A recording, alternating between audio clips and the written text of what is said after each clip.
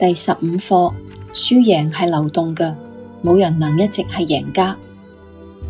90年代有一部電影叫《美夢成真》，其中有一句經典嘅台詞：有時你以為自己輸咗，其實你贏咗。調轉嚟講都可以話，有時你以為自己贏咗，其實你輸咗。輸贏其實只係相對嘅概念，隨時可能轉換。世間一切嘅嘢都係咁，一場考試或者競爭入面，你以為自己輸咗，人哋贏咗，其實未必。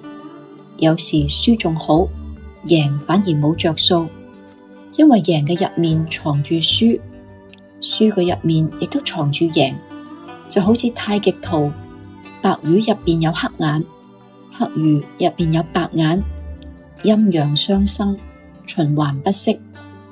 古人話：禍係福之所依，福係禍之所伏。福禍得失總係相伴相生。事物到達頂點，必然開始下行，因為物極必反，就好似越完後就會越缺。相反，如果喺谷底，只要持續努力，必然會有轉機。輸贏嘅轉換係一種自然規律。好多人都唔明白呢個道理，一味追求成功，卻唔知道背後隱藏住嘅危機、失敗同痛苦。團聚終有別離，快樂常伴痛苦。只想擁有正面，拒絕一切負面，並唔現實。適度嘅憂患能令到人成長，過度嘅安逸反而讓人懈怠。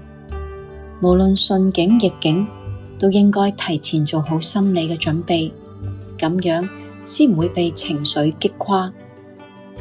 當一個人名利雙收，好似成功嘅時候，背後可能正正隱藏失落同痛苦。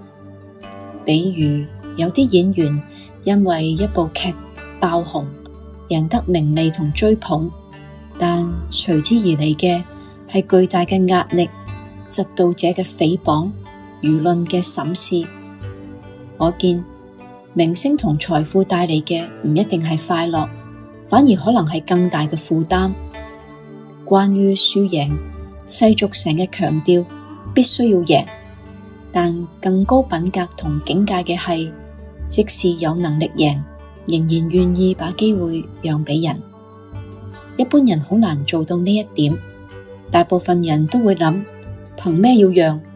讓咗人哋都唔會感激你，自己未蝕底。要知道，真正嘅贏家往往係品格善良嘅人。靠技巧贏係小贏，憑實力贏係中贏，喺良心同品格上勝出先至係大贏。有智慧有格局嘅人，成日都會將機會讓俾人，更願意成全人。據講，左宗棠有一次出征打仗，途中見到一戶茅舍門上貼住天下第一奇獸，佢就行入去同屋主對弈3局，結果全部贏晒。佢得戚咁話：你係時候要拆咗呢塊招牌啦。講完就走。凱旋返嚟，左宗棠見塊招牌仲喺度，又同屋主捉棋。今次3局全輸。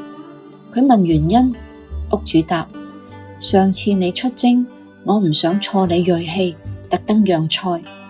今次你凱旋歸嚟，我自然要拎返我嘅真本事出嚟啦。